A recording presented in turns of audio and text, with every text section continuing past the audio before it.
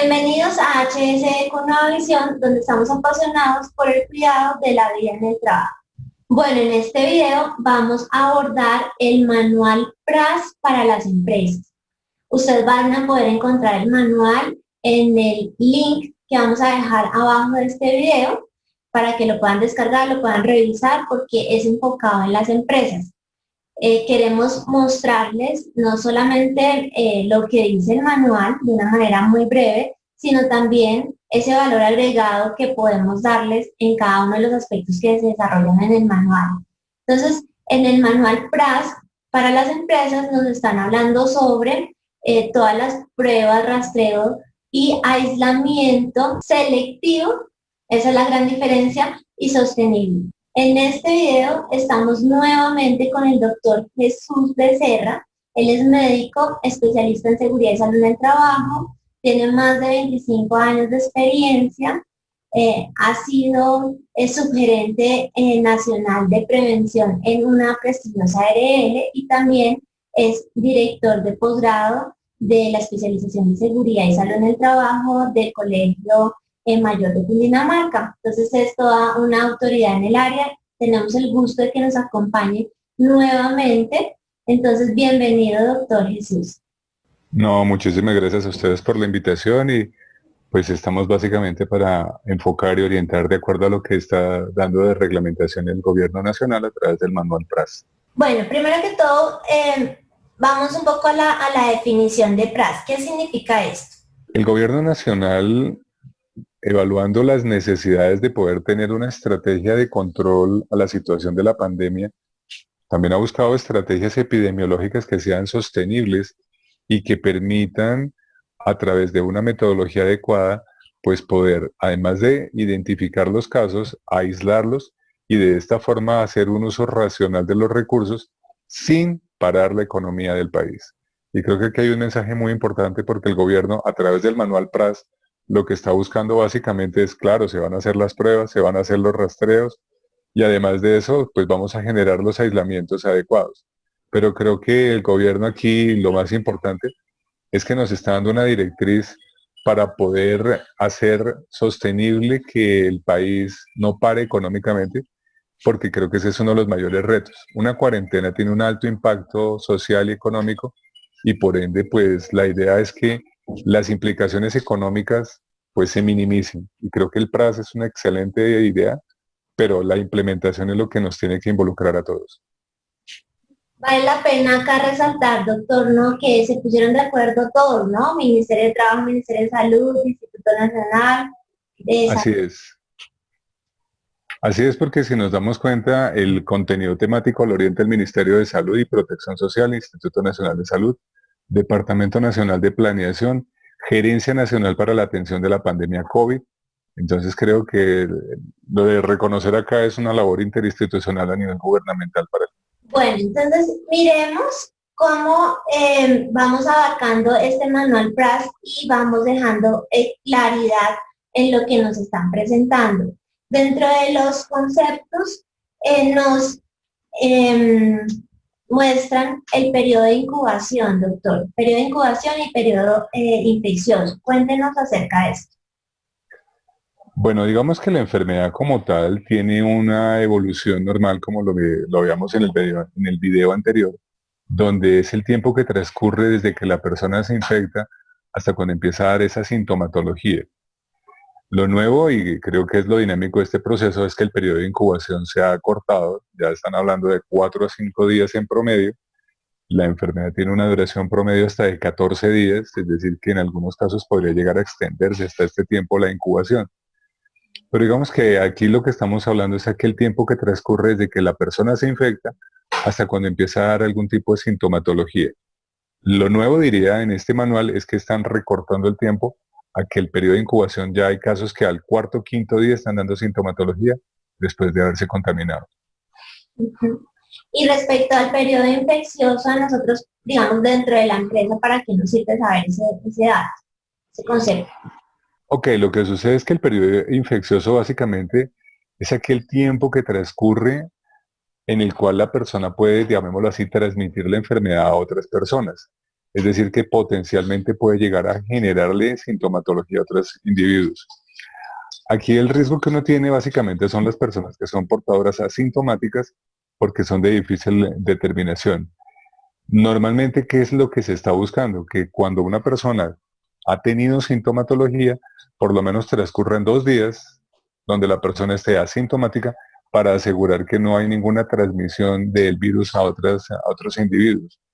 También me parece importante que sería tener claridad que 2 días antes de que aparezcan los síntomas, realmente sería como que empieza el periodo infeccioso.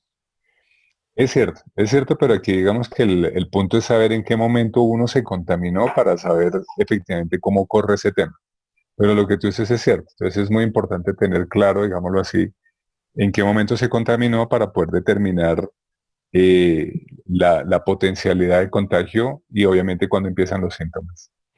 Ok, vámonos de nuevo al tema que usted ya nos había explicado meses atrás sobre las pruebas que existen en Colombia y las que se pueden realizar. Y también cuándo se deben realizar, doctor, porque no es posible que todavía aún personas de seguridad y salud en el trabajo, simplemente con el afán de una persona que le da síntomas de gripa o, bueno, de cualquier infección respiratoria, ¿cierto?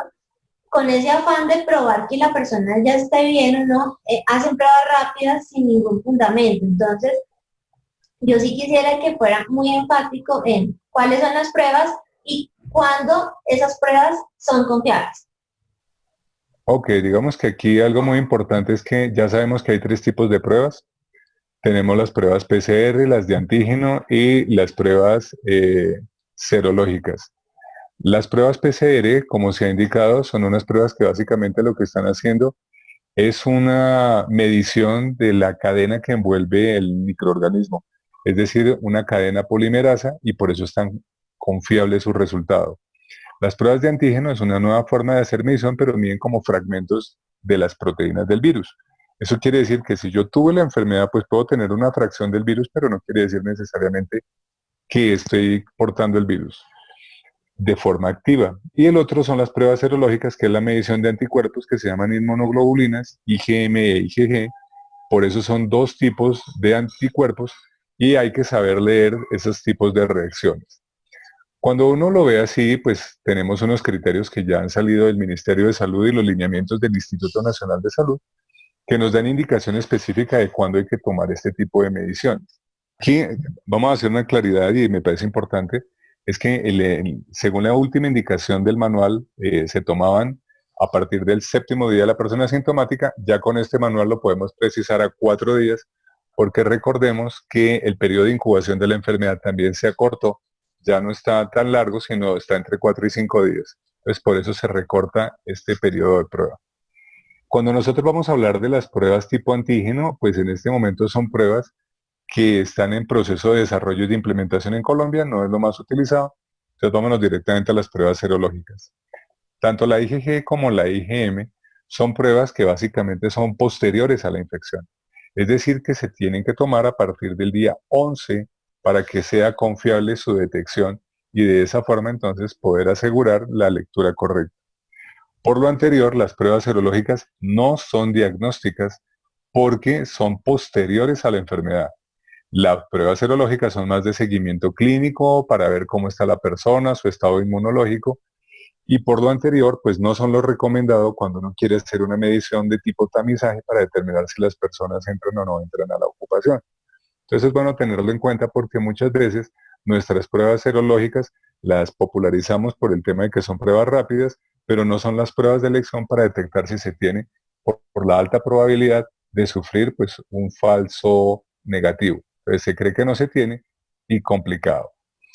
Como es importante recordar, hay sectores económicos que son prioritarios y en ese orden de ideas, pues cuando uno tenga una persona adulto mayor, una persona hospitalizada, sector de la salud, sector vigilancia, orden público, temas como el ejército, la policía, son indicaciones específicas de a quiénes hacerle las pruebas. Pero también es importante que uno no puede generalizar ni estar tomando las pruebas fuera de los criterios del protocolo que estoy citando, porque pues estamos induciendo a tomar mediciones que pues no están enfocadas con un criterio clínico adecuado. Cuando uno lo ve así de claro, el Instituto Nacional de Salud y el Ministerio de Salud han generado unos protocolos mediante los cuales se tiene que determinar específicamente cuándo es que se tienen que tomar las pruebas. Eso significa que cuando una persona ha estado hospitalizada con un síntoma respiratorio, cuando yo tengo gente con sintomatología, pues efectivamente yo tengo una persona que en este caso estoy enfocado a orientarle la aplicación de las pruebas. Si la persona también es vulnerable, como las Fuerzas Armadas, como por ejemplo alguna actividad económica como el sector de la salud, los que trabajan a nivel carcelario, pues son poblaciones de alto riesgo que obviamente están expuestos. Y en ese orden, por ejemplo, el sector de la vigilancia que brinda la seguridad a las IPS. Entonces hay que ver lo que corresponde a esos grupos vulnerables. Y cuando hablamos de contactos, en el caso de los contactos cercanos, donde uno ha estado cercano a una persona positiva o que falleció por COVID, pues efectivamente hay unas indicaciones específicas para tomarle las pruebas. Ok, ya teniendo esa claridad, es importante que como asesores de seguridad y salud en el trabajo, nosotros cuando tengamos un caso sospechoso, lo que debemos hacer, doctor, es mandarlo a aislamiento y empezar a hacer el cerco epidemiológico. Pero la gente se afana como a de una vez hacer pruebas y no tiene ningún sentido. Entonces es importante tener en cuenta esos, si es PCR, 4 días, si es prueba rápida, pues entonces esperaré 11 días, porque todo también tiene un costo distinto, ¿no? Totalmente de acuerdo, y aquí yo creo que hay un llamado, a ver, aquí está sucediendo algo muy particular y es que en el fondo es una información que, digamos, el criterio todos lo estamos conociendo, pero hay que tener muy claro cómo se debe abordar o manejar. No por querer solucionar o definir un caso, pues adelantar la toma de pruebas o saber a partir de cuándo corre el día. Y lo otro que me parece aquí importante es pues llamar a la calma, ¿no? Porque finalmente seamos conscientes en esta nueva realidad en la cual estamos frente, ya no hay una cuarentena como tal, pero mantenemos la pandemia, pues va a haber una exposición. Entonces, de la responsabilidad con que hagamos todo esto, pues va a depender un manejo adecuado. Entonces, yo creo que aquí lo más importante es saber que si hay un riesgo, pues hay que saberlo abordar porque ya hay unos pasos para poder hacer ese, esa aplicación del manual y en ese orden de ideas, pues poder hacer mucho más ágil esta interpretación. Bueno, en la revisión del manual vemos dos conceptos, que es el tema de caso y de contacto. Entonces, me gustaría que revisáramos esos dos conceptos y en contacto, cómo lo dividen en contacto físico, contacto cercano y contacto próximo, que la verdad es una nueva terminología que nos están indicando. Claro que sí. Lo que pasa es que, a ver, para fines prácticos, pues como tú lo estás diciendo, pues existen dos formas de evaluarlo. Cuando yo estoy hablando de un caso como tal, pues en realidad yo sí estoy hablando de una persona que es positiva frente al proceso. Eso quiere decir que cuando yo tengo un caso como tal, pues en realidad estoy hablando de una persona que ya ha asumido la enfermedad COVID-19. Cuando yo hablo de contacto, como lo estás citando, pues en realidad hay diferentes tipos de contacto, porque entonces lo que vamos a encontrar nosotros es que esto va a determinar, pues llamémoslo así, unas formas particulares de hacer el rastreo.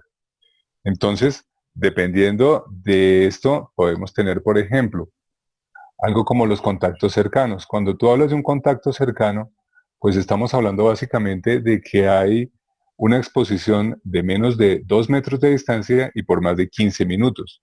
Pero aparece algo nuevo que también se llama el contacto próximo. Y es que uno puede estar a más de 2 metros y por un periodo superior a 2 horas. Entonces sí, la persona puede estar trabajando, voy a decir algo, en una empresa metalmecánica y estar durante la jornada laboral, pero estamos a 4 metros de distancia.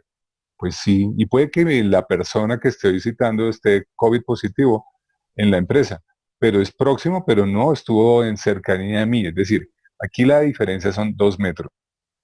Lo que suceda a más de 2 metros es próximo, lo que suceda a menos de 2 metros es cercano. Y ya cuando uno tiene contacto de tocar la otra persona, lo que se llama contacto físico. Entonces es bueno para tenerlo en cuenta porque en realidad, pues, como que esto da criterio, sobre todo en lo que uno tiene que hacer con el manejo de lo que son los diferentes cercos. Porque cuando uno tiene claro eso, entonces lo que corresponde en realidad, en este caso, a un contacto estrecho, pues efectivamente debe mandar una situación diferente a lo que puede ser simplemente un contacto próximo. Entonces me permite a mí tomar una decisión. Esto es muy importante en la toma de decisiones de la empresa, porque si yo tengo una persona a menos de 2 metros, pues mi aislamiento se comporta distinto a que yo simplemente diga, no, pues hay muchas personas en la empresa, son próximos, pero en realidad nunca estuvieron en contacto tan cercano a mí. Hablemos sobre ese aislamiento selectivo sostenible. ¿Qué debemos hacer para realizar el aislamiento de acuerdo a lo que nos dice digamos, el PRAS, la metodología PRAS?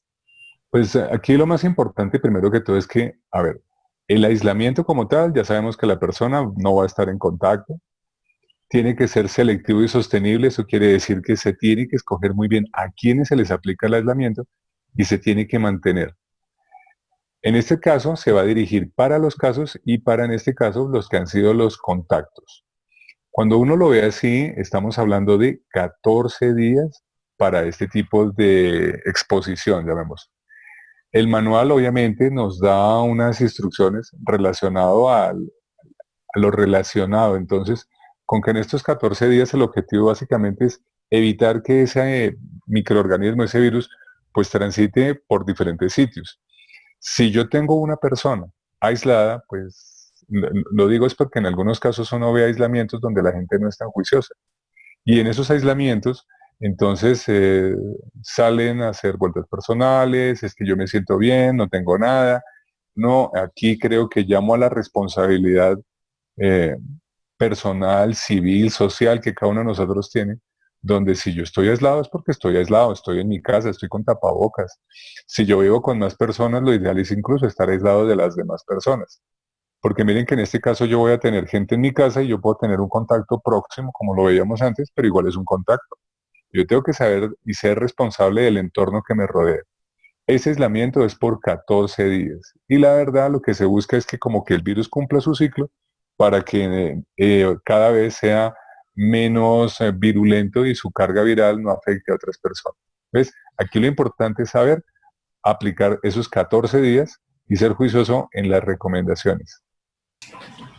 Bueno, doctor, me parece importante entonces que revisemos la guía, pues el manual que nos establece el gobierno y nos dice cómo implementar el PRAS desde su empresa, ¿no? En la empresa, ¿qué podemos hacer para implementar? Y nos dan pasos. Entonces, pues quisiera que lo revisáramos y vayamos aportando uno a uno qué es lo nuevo que nos cuentan y que debemos tener en cuenta de manera práctica. Entonces, el primer paso. Paso 1, definición de los actores clave y equipo para apoyar el PRAS desde la empresa.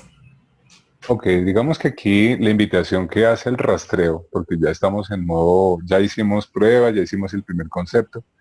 Cuando uno va a hacer esto, es muy importante, digamos, correrle porque la transmisión de la enfermedad es muy corta, son 3 días. Entonces casi que la invitación acá es que debe ser muy ágil. La empresa debe básicamente contar con un líder PRAS para la empresa, es decir, una persona que va a ser la encargada de coordinar todo este manual hacia el interior. La sugerencia que yo doy es que sea el responsable de seguridad y salud en el trabajo, para que pueda en ese orden de ideas poder integrar todos los conceptos de prevención y de seguridad al tema. Además de eso, se recomienda tener un equipo de rastreo. Y este equipo de rastreo, pues la verdad es que son las personas que van a estar pendientes de contactar los casos, de hacer los seguimientos directamente de los contactos. Y una de las recomendaciones que se hace en el manual es que deben tomar un curso online que dura 6 horas, que se hace a través de la página www.ins.gov.co. Entonces es importante que este equipo pues esté entrenado y calificado para poderlo hacer. Pero adicional al equipo, se recomienda contar con un comité para que obviamente el cerco epidemiológico, el manejo de la empresa, pues se tome con un criterio adecuado a quienes les aplica cómo debe ser su desarrollo. Entonces digamos que como conceptos aparece el líder, el equipo y el comité PRAS. Puede que el comité y el equipo sean el mismo, porque obviamente es unificar criterios. Pero aquí lo importante es contar con recursos al interior de la empresa para hacer un abordaje adecuado. Paso uno, ¿no? Sí, importante ahí ese nuevo curso que nos salió, ¿no? A nivel de 6 horas para los rastreadores, Así es. porque nos toca también hacer ese rastreo con una formación que nos están exigiendo. Bueno, entonces paso 2, estructuración de mecanismos de registro para el seguimiento de la ejecución y los resultados de la estrategia PRAS en la empresa. Digamos que lo que se quiere aquí es a través de un mecanismo de registro hacer el seguimiento y los resultados a la estrategia del proceso. En la medida que yo tenga unos registros de quiénes son las personas que diariamente están asistiendo a la empresa y que obviamente cómo se comportan turnos, horarios y eso, me da una dimensión. Si yo conozco los planos de la empresa, entonces la ubicación física de la gente, porque recordemos que las distancias aquí son importantes para a futuro determinar el tipo de contacto. Tener un registro obviamente de los empleados que trabajan en áreas específicas y que tengan reuniones superiores a 15 minutos, porque obviamente aquí pues estamos exponiendo o generando de pronto un contacto cercano. Sobra decir temas como los visitantes a los sitios de trabajo y básicamente es llevar a través de un mecanismo que sea muy práctico y sencillo, pues el control de la información de los casos. Aquí lo importante es el registro documental que uno puede armar de esa estrategia que uno aplica en la empresa, ¿vale? Para destacar ahí también que nos dicen que el manejo confidencial de la información, entonces que ojalá sea un software que sea el mismo de gestión humana o el que esté manejando pues esta área. ¿Vale? Paso Ok. 3, estructuración de su plan de acción y apoyo a empleados y sus familias que se conviertan en casos confirmados y casos sospechosos o probables. Aquí lo importante es tener claro cuáles son las acciones que se van a desarrollar para apoyar a empleados y familiares, porque obviamente si tenemos un aislamiento sostenible, como hemos dicho, de 14 días, pues esto va a generar mucha ansiedad, preocupación, el abordaje, la bioseguridad, hasta el tema psicosocial, biomecánico, cómo va a estar. Entonces la persona en realidad aquí lo importante es hacerle un manejo integral para poder entonces en ese orden de ideas, pues poder apoyar el plan de acción. El manual nos da a nosotros una guía, ¿cierto? Para entender básicamente cómo sería el aislamiento de los contactos y nos da una orientación de pronto a través del anexo que trae el mismo documento del proceso. Pero digamos que lo importante acá es pues tener ese plan de acción para en ese orden de ideas definir cómo hacer el apoyo a tanto empleados como a familiares. Paso 4, detección proactiva de empleados sintomáticos o que tuvieron exposición a un caso confirmado y por tanto son casos sospechosos o probables. Lo que sucede es que en la medida que uno tenga identificado el caso, pues efectivamente, pues eso nos va a permitir a nosotros asegurar un manejo adecuado de ese cerco epidemiológico. Entonces, lo que podemos hacer nosotros es, primero que todo, identificar, obviamente, de una forma rápida el caso sospechoso o probable. ¿Y eso qué nos permite? Primero, entrevistar a la persona vía telefónica, presencial, pero finalmente es asegurar que uno puede hablar con la persona porque tiene que conocer los contactos, con quién está, si la persona se encuentra en la casa, qué sintomatología tiene, en fin, quiénes han sido los nombres de las personas con quien tuvo contacto en las últimas 48 horas, el reporte a la EPS en ese orden de ideas o a la Secretaría de Salud, cómo se coordinó, porque básicamente es orientar al trabajador en qué consiste el aislamiento y darle el apoyo para el manejo adecuado. Este acercamiento es muy importante precisamente para poder aclarar las dudas que el empleado pueda tener frente a ese aislamiento, obviamente, de 14 días. Y el paso 5, que es la notificación a los empleados que estuvieron expuestos. Claro, entonces, siguiendo las directrices gubernamentales, entonces básicamente, pues una vez surtido esos primeros 4 pasos, lo que sigue en este momento es hacer el reporte a través de Corona, que básicamente es como la instrucción que se lleva a cabo, donde se actualizan los datos y se notifica, pues que la persona está en aislamiento y el estado del caso.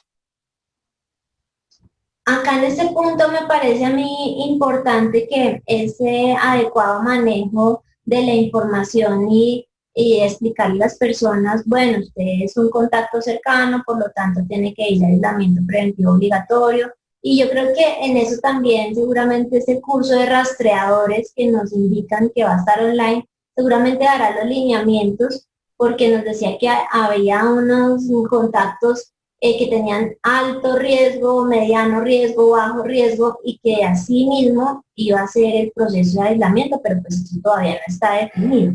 Claro, era un poco lo que yo te decía antes cuando comentaba de que no es lo mismo tener qué tipo de contacto, si es estrecho o cercano o próximo, porque lo que está sucediendo acá es que obviamente las condiciones cambian, porque de base, pues si yo tengo diferentes tipos de contacto, pues el abordaje debe ser diferente, pero esperaremos el curso virtual para entender un poco la precisión de las directrices del manejo directamente del aislamiento.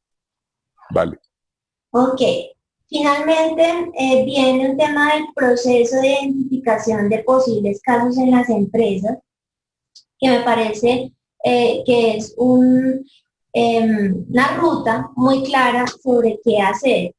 No sé si quisiera de pronto resumírnoslo o comentarnos al respecto.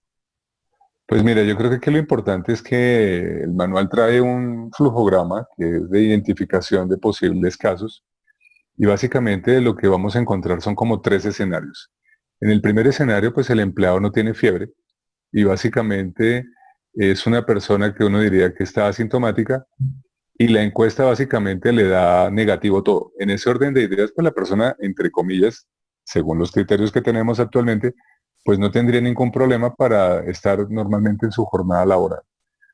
Si el trabajador no tiene fiebre y la encuesta la responde con alguno que otro sí en lo relacionado a la exposición, pero no en cuanto a los síntomas, entonces ya empezamos a tener una línea de interpretación de lo que debe ser un aislamiento de 14 días y monitorear sus síntomas. ¿De qué depende esto? Obviamente de la evolución del caso, de cómo está evolucionando la persona. Si transcurrió los 14 días, no desarrolla ningún síntoma, pues retorna a la labor. Pero si sí desarrolla síntomas, entonces se evalúa, recordemos, después del cuarto día, la toma de las pruebas y si la prueba nos llega a resultar negativa, pues termina el aislamiento, se evalúa el caso y dependiendo de la evaluación se toma la decisión, el manejo, el abordaje, dependiendo de los protocolos o lineamientos. Pero si la persona nos da positivo en ese primer aislamiento, pues lo que estamos haciendo básicamente es detectando un caso positivo y lo que invitamos acá es saber cómo lo ya rastreado, cómo lo documentamos de acuerdo a los puntos descritos. La otra opción es que el empleado tenga fiebre o responda positivamente a la encuesta, caso en el cual, pues como ya sabemos, entra en aislamiento a los 14 días, debe contactar de entrada a su EPS y ya entramos en el proceso de tomas de las pruebas COVID, como lo hemos citado, y después de la toma de la prueba, pues acompañar el resultado si da positivo o negativo de acuerdo a los lineamientos que nos ha dado el Instituto Nacional de Salud y el Ministerio para el abordaje del tema. Yo creo que aquí el punto clave, porque de pronto puede sonar un poco denso, es que uno lo que tiene que hacer es, primero, monitorear la sintomatología de la persona para saber si tiene o no tiene fiebre. Y segundo, aplicar la encuesta recomendada y de acuerdo a eso poder determinar si la persona tiene o no tiene algún hallazgo que amerite o no el aislamiento.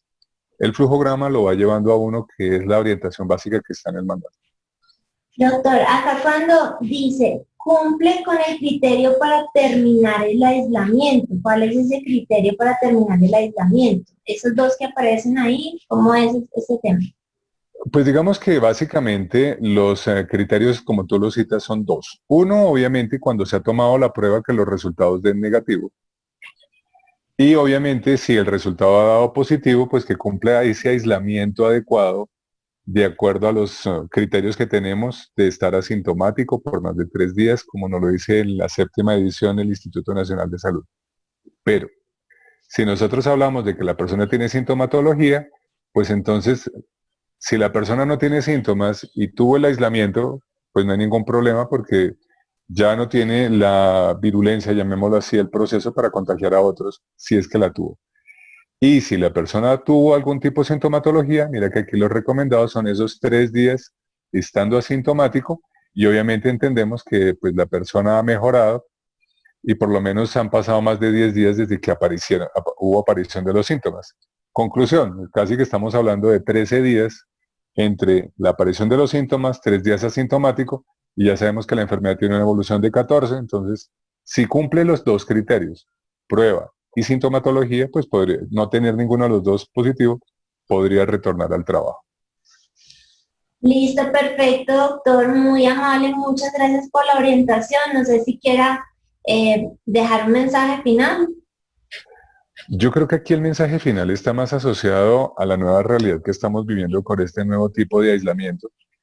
Yo creo que debemos ser conscientes de que estamos y seguiremos en pandemia mientras no exista una intervención más radical como la vacunación. Aquí la vacunación erradica un problema de base y sin embargo mientras se le da la vuelta a toda la población a nivel mundial, entenderán que es un tema que va a comer tiempo. Es decir, que tenemos que convivir con la existencia de este virus y es una realidad. Tenemos que asumir la responsabilidad de cuidado no solamente nuestro, sino de los demás, porque de esto depende que esto funcione. Porque si las cifras no nos favorecen y el día de mañana hay más sintomatología, más consumo de cuidados intensivos, pues nos van a volver a poner en cuarentena o en algunas ciudades hasta con toque de queda. Y yo creo que el gran aprendizaje acá es que en nuestras propias manos está la solución. Si nosotros hacemos lo que corresponde adecuadamente, podemos ser eh, corresponsables con todos, pero además con nosotros mismos, con la familia, y asegurar que podamos avanzar. Pero si por algún motivo no tenemos buenas prácticas, si empezamos a generar ahora reuniones, la parte social, si todo el mundo sale y entonces me voy para el bar, para el restaurante, hacemos integraciones sociales, pues hombre, asumimos las responsabilidades de tal vez de ese acto y después el día de mañana no podemos quejarnos porque se tomen otras medidas. Entonces aquí el llamado es a tener un comportamiento social adecuado. Bueno, muchísimas gracias, doctor Becerra, y quedamos aquí en HS con Nueva Visión, donde estamos apasionados por el cuidado de la vida en el trabajo. Bueno, muchas gracias Diana y muchas gracias a todos. Si quieres conocer más contenidos como este, te invitamos a realizar nuestro seminario Protocolo de Bioseguridad COVID-19 integrado al Sistema de Gestión, Seguridad y Salud en el Trabajo. Es súper económico y te vas a sorprender de la cantidad de información que puedes adquirir, las plantillas y formularios, y está realizado por nosotros como expertos en seguridad y salud en el trabajo.